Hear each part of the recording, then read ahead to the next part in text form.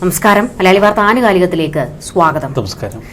ഇപ്പോൾ CPM-ന്റെ പല കേന്ദ്രങ്ങളിൽ നിന്ന് രാഹുൽ മാങ്കൂട്ടത്തിന്റെ പീഡനത്തിന്റെ തീവ്രത അളന്നുകൊണ്ടിരിക്കുകയാണ്.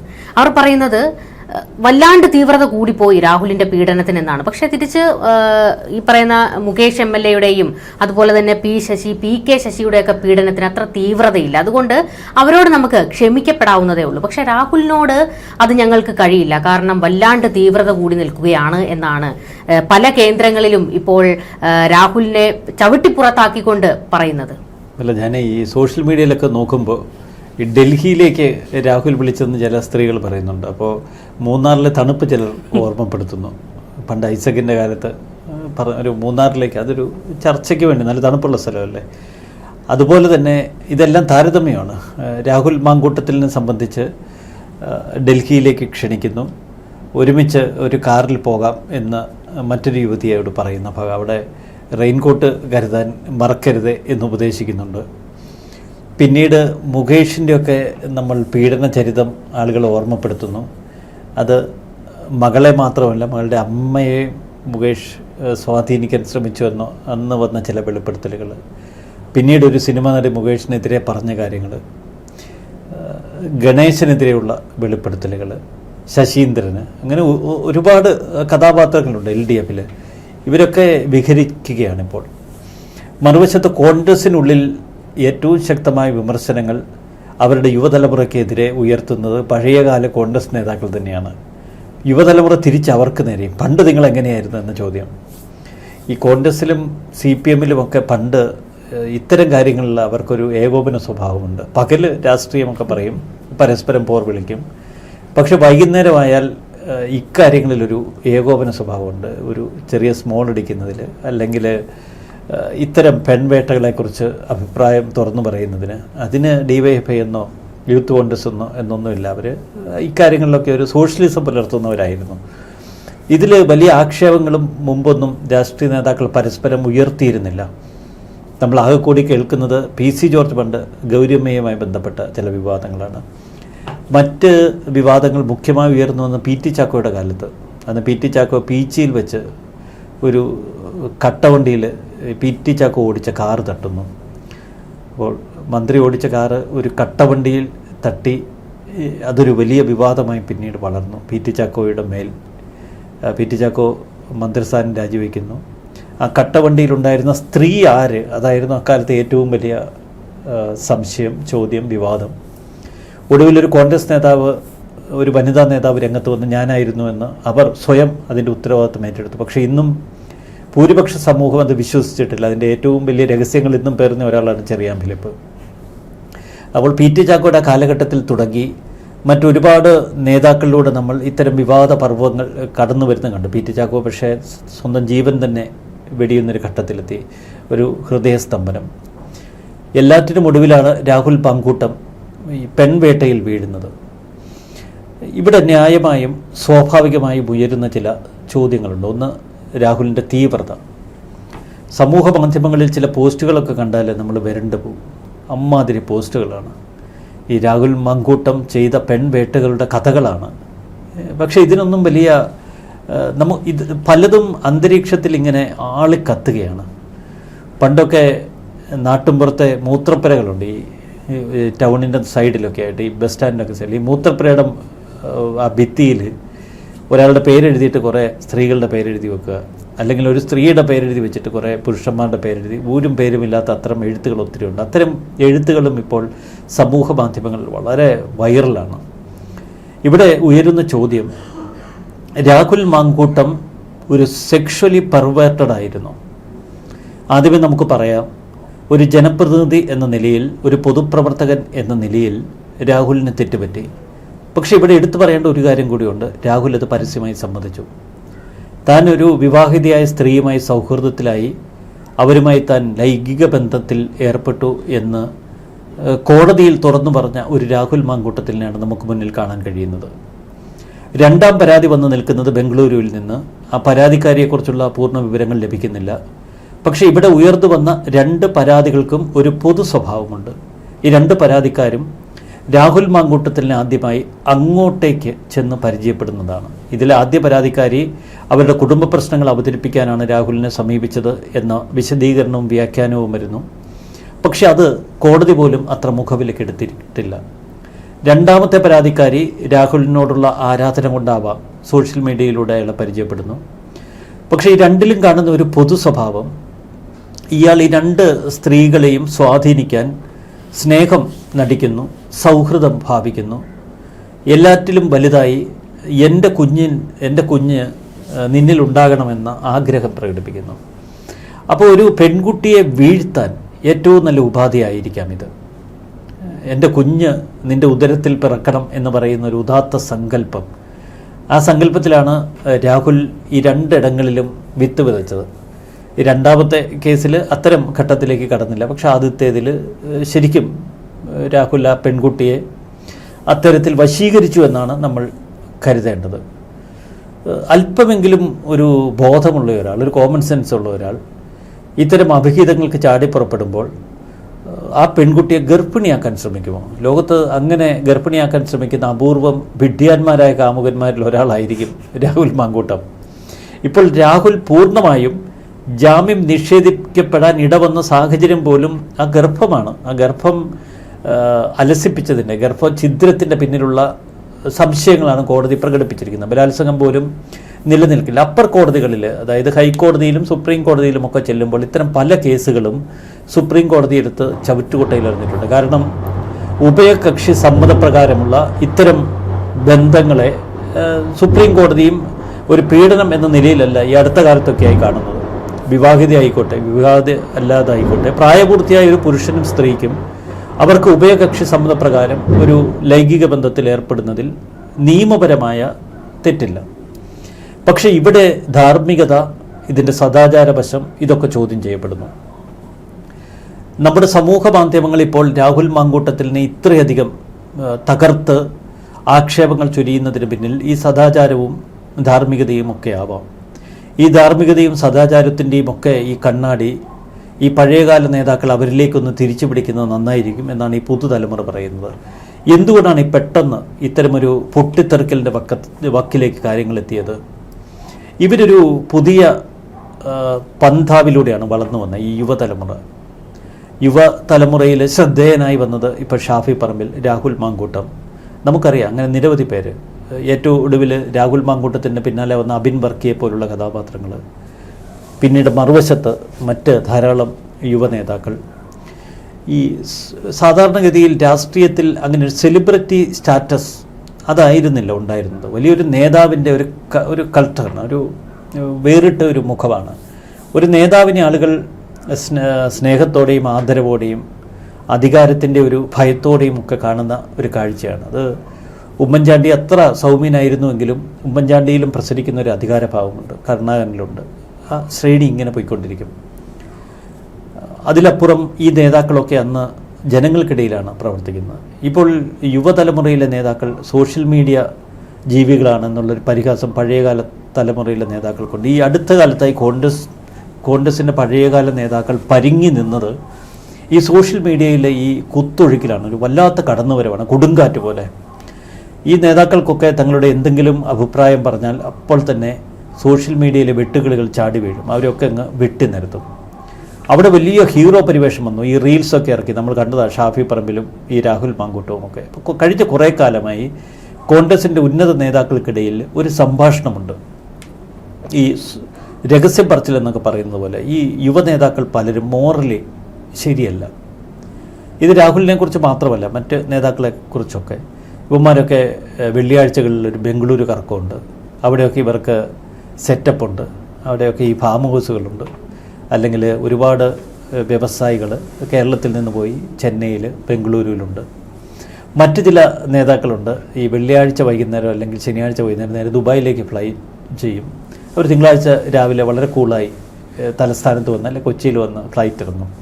അപ്പോൾ അവിടെ പോയി ഒരു ദിവസം അർമാദിച്ച് മടങ്ങി വരാം. ഇവരുടെ ഫ്ലൈറ്റിൽ ഇവർ കൊച്ചിയിൽ നിന്ന് കയറുമ്പോൾ ഒരുപക്ഷെ തിരുവനന്തപുരത്ത് നിന്ന് ചില പെൺപിള്ളേരൊക്കെ ഫ്ലൈറ്റിൽ യാത്ര പോകും. ഒന്നുമില്ല, അവിടെ പോയി ഒന്ന് കറങ്ങി തിരിച്ചു വരിക, വളരെ ആഹ്ലാദിക്കാൻ വേണ്ടിയിട്ടുള്ള ഇത്തരം ഒരു ശീലം, സമ്പ്രദായം ഒരു പുതുതലമുറയെ അങ്ങ് ബാധിച്ചു. അപ്പോൾ ഈ പഴയ തലമുറയെ നോക്കി പുതുതലമുറ ഇതിനൊരു ന്യായീകരണം കണ്ടെത്തിയത് പഴയ തലമുറ ഇതിനേക്കാളൊക്കെ ഭീകരമായിരുന്നു. അവർ MLA ഹോസ്റ്റലിലും അതുപോലെയുള്ള എവിടെയെങ്കിലുമൊക്കെ സൗകര്യം കിട്ടിയാൽ അവിടെയൊക്കെ വെച്ച് ഇത്തരം ശീലങ്ങൾ പിന്തുടർന്നവരായിരുന്നല്ലോ. നമ്മൾ കുറച്ച് ആധുനികതയിൽ ജീവിക്കുന്നവരാണ്. അപ്പോൾ ആധുനികതയ്ക്കനുസരിച്ച് ആ റീൽസിൻ്റെ മാസ്മരികത പോലെ ജീവിക്കുന്നു. പലപ്പോഴും ആ പൊതുപ്രവർത്തനത്തിൽ അങ്ങനെ ഒരു ധാർമ്മികത എന്നൊന്നില്ലാതെ ഈ ആധുനിക കാലഘട്ടത്തിൽ ഇവിടെ ഒട്ടനവധി സംശയങ്ങൾ നിലനിൽക്കുന്നു. അതുകൊണ്ട് ഇവിടെ എത്രത്തോളം ഈ പെൺകുട്ടികൾ ഇത്തരം നേതാക്കളുടെ വലയിലേക്ക് വരും, ഇത്തരം നേതാക്കൾക്ക് ഈ പെൺകുട്ടികളെ അങ്ങനെ വലയിലാക്കാൻ കഴിയുമോ, ഈ ഒരു ചോദ്യമുണ്ട്. ഇവിടെ ശ്രദ്ധിക്കേണ്ട ഒരു കാര്യമുണ്ട്. ഇപ്പോൾ രാഹുൽ മാങ്കൂട്ടം നമ്മളൊക്കെ പറയും നല്ല സുന്ദരനായ ചെറുപ്പക്കാരനാണ്, ഇതൊക്കെ പറയും, 36 വയസ്സേ ഉള്ളൂ അയാൾ. പക്ഷേ ഈ പെൺകുട്ടികളെ സംബന്ധിച്ച് അയാളൊരു തികഞ്ഞ ബാച്ചിലറാണ്. ഒരു പക്ഷേ ഭാവിയിൽ MLA ആകും, മന്ത്രിയാകും. അപ്പോൾ ഏതെങ്കിലും വിധത്തിൽ അയാളെ കല്യാണം കഴിക്കാൻ സാധിക്കുമോ എന്നൊരു തോന്നൽ മിക്ക പെൺകുട്ടികൾക്കും ഉണ്ടാകും. അതിന് ചില സിനിമാ നടികളായാലും സുന്ദരികളായാലും അല്ലെങ്കിൽ ബംഗളൂരുവിലുള്ള അല്ലെങ്കിൽ വേറെ എവിടെയെങ്കിലും ചെന്നൈയിലുള്ള എവിടെയെങ്കിലുമൊക്കെ പെൺകുട്ടികൾക്കൊക്കെ ഇയാൾ കൊള്ളാമല്ലോ എന്നൊരു തോന്നൽ വരും. ഈ രാഹുലിനൊരു കുഴപ്പം പറ്റിയത്, രാഹുൽ ഈ പെൺകുട്ടികൾ തന്നെ സമീപിക്കുമ്പോൾ ആദ്യം തന്നെ ഈ പെൺകുട്ടികളെ അങ്ങ് വീഴ്ത്താൻ നോക്കി. അതും ഈ സൗഹൃദഭാവം, ഈ കുഞ്ഞിനെ വേണം ഇങ്ങനെയൊക്കെ പറഞ്ഞ് ഈ പെൺകുട്ടികളെ തന്നിലേക്ക് അടുപ്പിച്ച് അവരുമായിട്ടുള്ള ഒരു സെക്ഷൽ റിലേഷൻഷിപ്പ് അടക്കമുള്ള കാര്യങ്ങളിലേക്ക് വഴുതി വീണു എന്ന് വേണം നമ്മൾ ധരിക്കാൻ. ഇത്ര വലിയൊരു മഹാപതനത്തിലേക്ക് തൻ്റെ ഈ സ്വഭാവ ദൂഷ്യം അയാളെ കൊണ്ടുചെന്നെത്തിക്കുമെന്ന് അയാൾ നേരത്തെ ഒന്നും കരുതിയിരിക്കാൻ വഴിയില്ല. ഇതിനെ വലിയൊരു ക്രിമിനൽ പാതകമായിട്ട് അയാൾ കണ്ടിരുന്നില്ല എന്ന് വേണം നമ്മൾ ധരിക്കാൻ. അയാളൊരു ഇപ്പോഴത്തെ ഒരു ട്രെൻഡ് പോലെ ഈ പെൺകുട്ടികൾക്കൊപ്പം ഇത്തരം ദുർനടപ്പുകൾക്കും രീതിയിൽ ജീവിതത്തിനും കുത്തഴിഞ്ഞ ജീവിതത്തിനുമൊക്കെ ശ്രമിച്ചു. ഒടുവിൽ അയാൾ ചെന്ന് വലിയൊരു പതനത്തിൽ തൻ്റെ കരിയർ അവസാനിപ്പിച്ച് നിൽക്കുകയാണ്. ഇപ്പോൾ ഇത് റീസ്റ്റാർട്ട് ചെയ്യാൻ കഴിയും, അതിലൊന്നും പ്രയാസമില്ല. ഇവിടെ 2 തലത്തിലാണ് നമ്മൾ ഈ സംഭവങ്ങളെ കാണേണ്ടത്. കോൺഗ്രസ് കരുതുന്നത് പോലെ രാഹുൽ മാങ്കൂട്ടത്തിലിനെ പാർട്ടിയിൽ നിന്ന് അവരിപ്പോൾ ചവിട്ടിത്തെറിപ്പിച്ച് ഓടിച്ച് കല്ലെടുത്തെറിയുകയാണ്. ഇനിയിപ്പോൾ രാഹുലിന് സംഭവിക്കുന്നത്, ഇപ്പോൾ രാഹുലിൻ്റെ മെൻറ്ററായി നിന്ന, രാഹുലിൻ്റെ ഏറ്റവും അടുത്ത സുഹൃത്തായി നിന്ന, ജ്യേഷ്ഠൻ എന്നതുപോലെ നിന്ന ഷാഫി പറമ്പിൽ ഇന്നലെ പൊടുന്നനെ രാഹുലിനെ കൈവിട്ടു, പരസ്യമായി വലിച്ചെറിഞ്ഞു. രാഹുലുമായി തനിക്ക് പാർട്ടിപരമായ ബന്ധമാണുള്ളത്, വ്യക്തിപരമായ ബന്ധത്തെക്കാൾ ഉപരി ഇവിടെ പാർട്ടി ബന്ധത്തിനാണ് സ്ഥാനമെന്ന് ഷാഫി പറമ്പിൽ പറയാൻ നിർബന്ധിതനായി. നമുക്കറിയാം, കഴിഞ്ഞ കുറേ കാലമായി ഷാഫിയുടെ ഏറ്റവും വലിയ ആയുധമാണ് രാഹുൽ മാങ്കൂട്ടത്തിൽ. യൂത്ത് കോൺഗ്രസ് അധ്യക്ഷനായിരുന്ന രാഹുൽ മാങ്കൂട്ടത്തിലിന് പാലക്കാട് സീറ്റ് വാങ്ങിക്കൊടുക്കാൻ നിർബന്ധം പിടിച്ചത് ഷാഫിയാണ്. അന്നു മുതൽ ഈ കോൺഗ്രസിൻ്റെ പഴയകാല നേതൃത്വത്തിന് ഇവരോട് വലിയ അമർഷമുണ്ട്. ഇവർ പൂർണ്ണമായും KC വേണുഗോപാലിൻ്റെ ശിഷ്യന്മാരായി മാറിയിരുന്നു. കേരളത്തിൽ ഉന്നത നേതൃനിരയിലുള്ള രമേശ് ചെന്നിത്തല, VD സതീശൻ തുടങ്ങിയവർക്കൊന്നും ഇവരെ നിയന്ത്രിക്കാൻ കഴിയുന്നില്ല. പിന്നീട് ഒരുപാട് പഴയകാല നേതാക്കളുണ്ട്, ഒരു 10-60 വയസ്സ് കഴിഞ്ഞ പഴയകാല നേതാക്കളുണ്ട്. അവർക്കൊക്കെ ഇവരൊരു അത്ഭുത പ്രതിഭാസമായിരുന്നു. കാരണം സോഷ്യൽ മീഡിയയിലെ മിന്നും താരങ്ങൾ, എവിടെയെങ്കിലുമൊക്കെ ചെന്ന് കാറിൽ നിന്നിറങ്ങുമ്പോൾ സിനിമാ താരങ്ങളെ കാണുന്നത് പോലെ ഓടിക്കൂടുന്ന ആരാധകർ, ഒരു പുതിയ തലമുറയുടെ വക്താക്കളായിട്ട് ഇവർ കളം നിറഞ്ഞു നിൽക്കുക. അവർക്ക് വലിയ അസൂയുണ്ട്. അപ്പോൾ ഇവർക്കിടയിൽ ഈ പുതുതലമുറയെക്കുറിച്ച് വല്ലാത്ത കഥകൾ പ്രചരിച്ചിരുന്നു. ഒരുപാട് യൂത്ത് നേതാക്കളുമായി ഇവർക്ക് ഏതാണ്ടൊക്കെ ഏർപ്പാടുണ്ട്. ഇവരുടെ യാത്രകളിലൊക്കെ ഇത്തരം ഇടപാടുകളുണ്ട് എന്നൊക്കെ പറഞ്ഞ് ഇവർക്കിടയിൽ വലിയ ഒരു കഥ പ്രചരിച്ചിരുന്നു. ഈ യുവ നേതാക്കളുടെ ഇടയിലേക്ക് ഇടിച്ചു കയറാൻ ഒരുപാട് യുവതികളുമെത്തി. പ്രത്യേകിച്ച് കോൺഗ്രസിൻ്റെ ഒരു ഭാരവാഹി പട്ടികയിൽ കയറാൻ, മത്സരിക്കാൻ. ഈ പഴയ കാലത്ത് സ്ത്രീകൾ പൊതുവെ രാഷ്ട്രീയത്തിലേക്ക് കടന്നു വരുന്നത് വളരെ കുറവായിരുന്നു. സ്ത്രീകളെ അങ്ങോട്ടേക്ക് പോയി തേടിപ്പിടിച്ച് കൂട്ടിക്കൊണ്ടുവന്ന് ഈ ഒരു സംവിധാനത്തിൻ്റെ ഭാഗമാക്കി നിർത്തണം. പക്ഷേ ഇപ്പോൾ അതിൽ വലിയ മത്സരമുണ്ടായി. യുവതലമുറയിൽപ്പെട്ട ഒരുപാട് പെൺകുട്ടികൾക്ക്, യുവതികൾക്ക് സംഘടന ഭാരവാഹിത്വം വേണം, മത്സരിക്കണം, ഇതിലൊക്കെ വലിയ താല്പര്യമുണ്ടായി. ഈ പെൺകുട്ടികൾ കടന്നു വരുമ്പോൾ സ്വാഭാവികമായും അവരെ ദുരുപയോഗം ചെയ്യാനുള്ളൊരു വാസന ഈ നേതാക്കളിലുണ്ടായി. നമുക്കിവിടെ രാഹുലിൻ്റേത് ഒരൊറ്റപ്പെട്ട ഒരു സ്വഭാവദൂഷ്യമായിട്ട് കരുതുക വയ്യ. കാരണം രാഹുലിൻ്റെ സ്വഭാവം രാഹുലിൻ്റെ ഗ്രൂപ്പിലുള്ള മറ്റ് യുവ നേതാക്കൾക്കൊക്കെ അറിയാമായിരുന്നിരിക്കാം. അവർക്കൊക്കെ ഒളിഞ്ഞും തെളിഞ്ഞും ഇത്തരം സ്വഭാവ ദൂഷ്യങ്ങൾ ഉണ്ടായിരുന്നു എന്ന് വേണം നമ്മൾ അനുമാനിക്കാൻ. ഇത് കോൺഗ്രസ്സിൽ മാത്രമല്ല, എല്ലാ രാഷ്ട്രീയ പാർട്ടികളിലും. അതൊക്കെ അവർക്കിടയിൽ ഒരു ശീലമായി പോയി. പ്രത്യേകിച്ച് ഡൽഹിയിൽ നിന്നൊക്കെ കിട്ടിയ ചെറിയ പ്രാക്ടീസ് രാഹുലിനൊക്കെ കൂടുതൽ ഇക്കാര്യങ്ങളിൽ ഒരു തുറന്ന സമീപനത്തിന് ഇടവരുത്തി കാണും. ഒരു വീഴ്ചയുടെ സമയത്ത് പലരും പലതും തുറന്നു പറഞ്ഞു. അതാണ് നമ്മൾ ഇപ്പോൾ കോൺഗ്രസിലെ വനിതാ നേതാക്കളുടെ ഒക്കെ പ്രതികരണത്തിൽ നിന്ന് മനസ്സിലാക്കേണ്ടത്. വനിതകളൊക്കെ ഒറ്റയടിക്ക് ഇപ്പോൾ രാഹുലിനെ തള്ളിപ്പറഞ്ഞിരിക്കുന്നു. എന്തിനേറെ ഷാഫിയെപ്പോലും ഇപ്പോൾ MA ഷഹനാസ് എന്നൊരു വനിതാ നേതാവ് പരസ്യമായി തള്ളിപ്പറഞ്ഞു. ഷാഫിയിലേക്ക് ചൂണ്ടുവിരൽ പല കോൺഗ്രസ് നേതാക്കളും ഇപ്പോൾ തന്നെ ഉയർത്തിക്കഴിഞ്ഞു. കാരണം അവർക്കൊക്കെ ഒരു ഭയപ്പെടുത്തുന്ന ഒരു യുവനിരയായി ഷാഫിയും രാഹുലും ഒക്കെ വളർന്നിരുന്നത്. അതുതന്നെയാണ് അവരുടെ പ്രശ്നം. എന്നാൽ മറുവശത്ത് വളരെ തന്മയത്വത്തോടെ ഈ പ്രശ്നത്തെ ഒരു രാഷ്ട്രീയ വിഷയമാക്കി മാറ്റാൻ പിണറായിക്കും കൂട്ടർക്കും കഴിഞ്ഞു. അവരാദ്യഘട്ടത്തിൽ ഇതിനെ പൂർണ്ണമായി വീക്ഷിച്ചു നിന്നു. കുറച്ചുകൂടി മൂക്കാനുണ്ട് എന്ന് പിണറായി AKG സെൻറ്ററിൽ തൻ്റെ താഴെയുള്ള നേതാക്കളോട് പറഞ്ഞതിന് പിന്നിൽ ഈ ഒരു പൊരുൾ തന്നെയാണ്. മൂത്തു, കറക്റ്റ് സമയമായപ്പോൾ അതിനെ പിഴുതെടുത്തു, വലിച്ചെറിഞ്ഞു. അപ്പോൾ അങ്ങനെ ആ ഒരു ഘട്ടത്തിലാണ് ഇപ്പോൾ രാഹുൽ മാങ്കൂട്ടത്തിനെതിരെയുള്ള നീക്കങ്ങൾ, വളരെ തന്ത്രപരമായിട്ടുള്ള നീക്കങ്ങളാണ് സർക്കാർ നടത്തുന്നത്. ഇതിൽ കോൺഗ്രസിൻ്റെ നിലപാടുകൾ നമുക്ക് പൂർണ്ണമായി തള്ളിക്കളയുക വയ്യ. കാരണം കോൺഗ്രസ് ആദ്യം തന്നെ രാഹുലിനെതിരെ ഒരു നിലപാടെടുത്തു. കോടതി വിധി വന്നതിന് പിന്നാലെ പാർട്ടിയിൽ നിന്ന് പുറത്താക്കി. ഇതല്ലാതെ കോൺഗ്രസിന് മറ്റു മാർഗങ്ങളില്ല എന്ന തലത്തിലായിരുന്നു. കോൺഗ്രസ് നേതാക്കൾക്ക് പോലും ആദ്യഘട്ടത്തിൽ രൂക്ഷമായ പ്രതികരണങ്ങൾ നടത്തുമ്പോൾ ഈ സമൂഹ മാധ്യമങ്ങളിലെ എതിർപ്പുകൾ, ഒരു രാഹുൽ ബ്രിഗേഡ് എന്നൊക്കെ പറയുന്നത് വെറുതെയാണ്. സമൂഹ മാധ്യമങ്ങളിൽ വലിയ എതിർപ്പ് നേരിടേണ്ടി വന്നത് അവരുടെയൊക്കെ നിലപാടുകൾ കൊണ്ടുണ്ടായ പ്രശ്നമാണ്. ഈ പുതുതലമുറ ഉയർത്തിവിട്ട ഒരു ആവേശ കൊടുങ്കാറ്റ് ഇപ്പോഴും സമൂഹ മാധ്യമങ്ങളിൽ നിലനിൽക്കുന്നുണ്ട്. ഈ ഒരു പശ്ചാത്തലത്തിൽ വേണം കോൺഗ്രസ് നേതാക്കളുടെ തീവ്രത നമ്മൾ പരിശോധിക്കേണ്ടത്. മറുവശത്ത് ഇടതുപക്ഷ നേതാക്കളുടെ തീവ്രത പരിശോധിക്കേണ്ടത്. ഇടതുപക്ഷ നേതാക്കൾ പലപ്പോഴും ഇത്തരം പെൺവേട്ടയുടെ കഥകൾ പുറത്തു വരുമ്പോൾ അവരൊക്കെ ആദ്യം പാർട്ടി നേതൃത്വത്തിൻ്റെ ഭാഷയിൽ കുറ്റാരോപിതർ മാത്രമാണ്.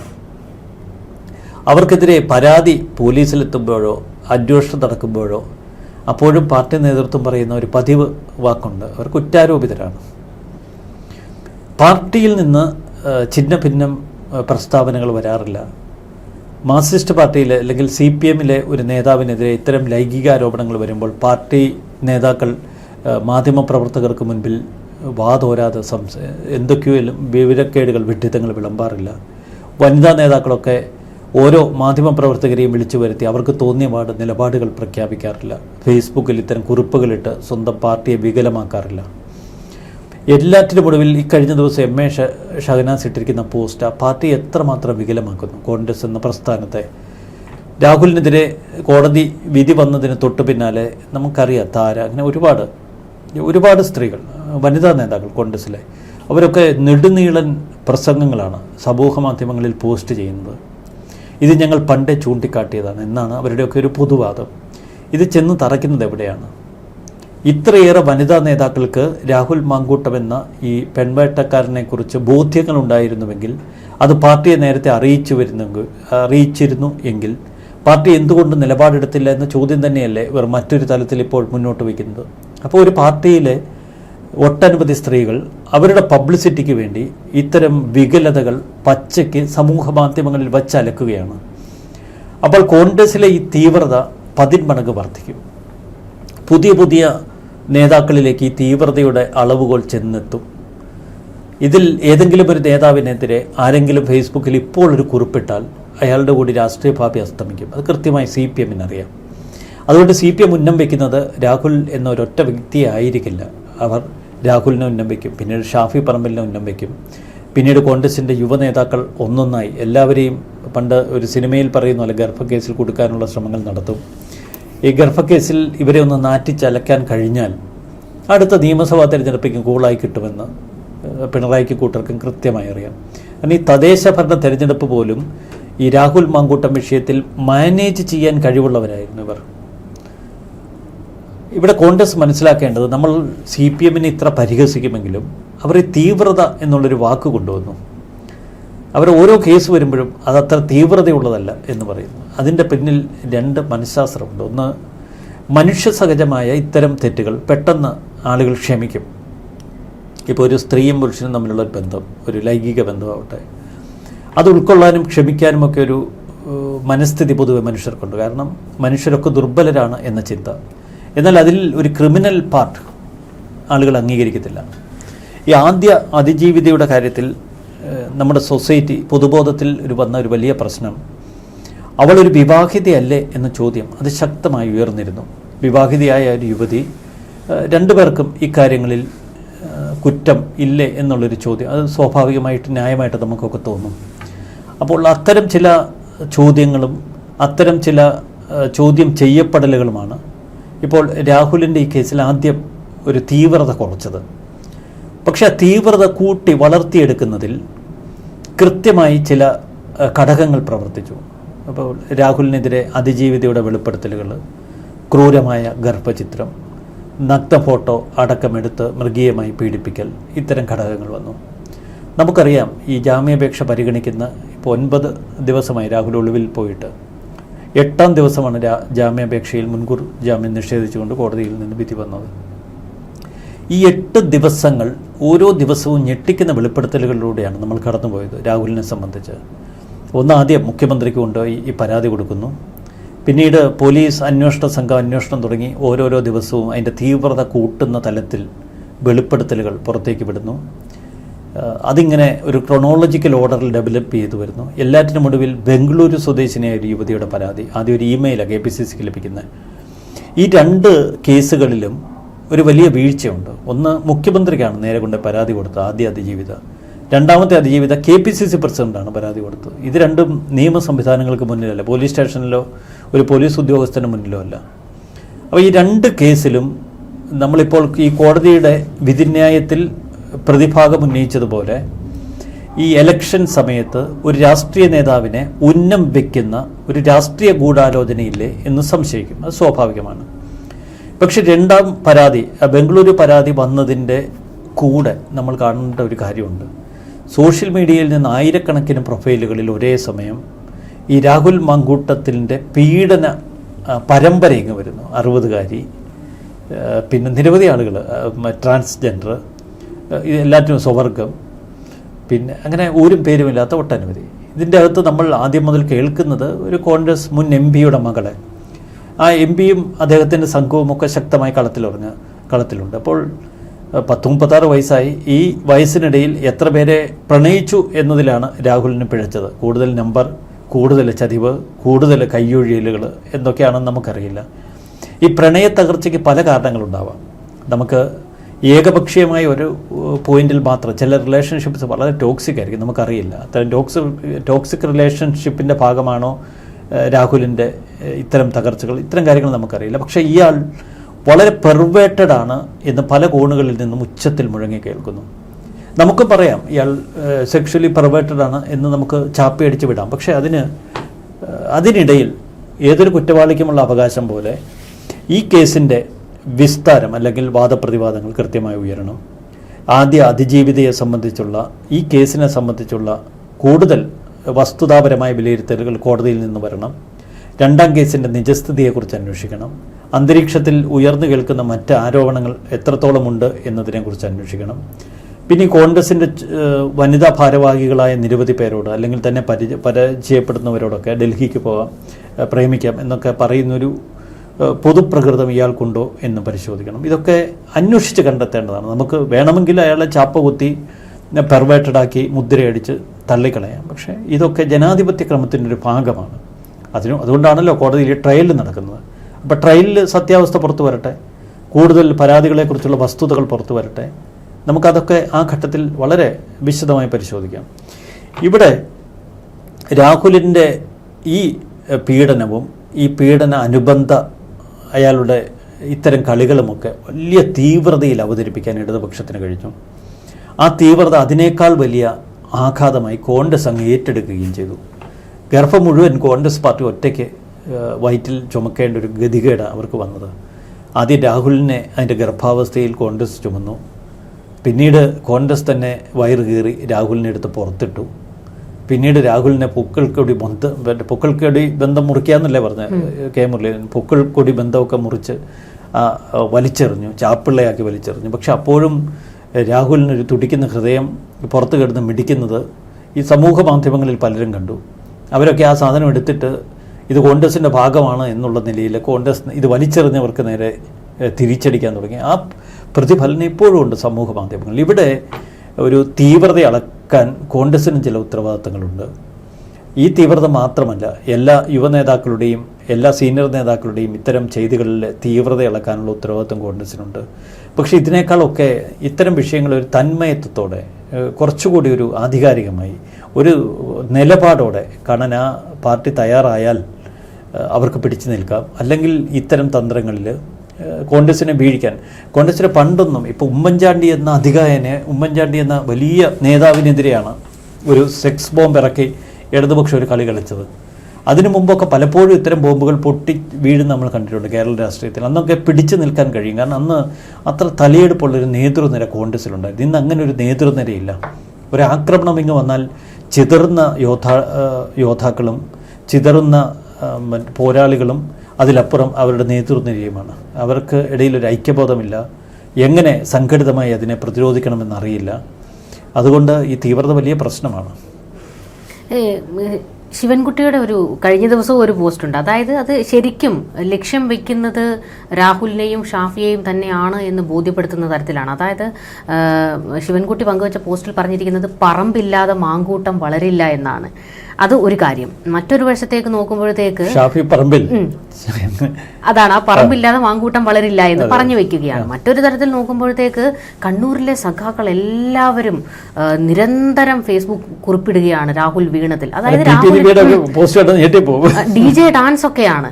അതായത് പൂർണ്ണമായും അവർ ആഘോഷമാക്കുന്നു. അവരങ്ങനെ ആഘോഷമാക്കുന്നതിൽ പ്രധാന കാര്യങ്ങളുണ്ട്. അവരുടെ വൈകാരികതയെ കയറിയാണ് രാഹുൽ തോണ്ടിയത് എന്നുള്ള ഒരു സ്റ്റേറ്റ്മെന്റ് ഉണ്ട് ഈ CPM നിന്ന് പുറത്തു വരുന്നത്. അതായത് എടോ പിണറായി വിജയാന്ന് വിളിച്ചു എന്നുള്ളത് ഒരു കാരണം. മറ്റൊന്ന്, ചാനൽ ചർച്ചയിൽ ഇരുന്നു കൊണ്ട് കുഞ്ഞനന്ദൻ ചത്തു എന്ന് രാഹുൽ മാങ്കൂട്ടത്തിൽ പറഞ്ഞു.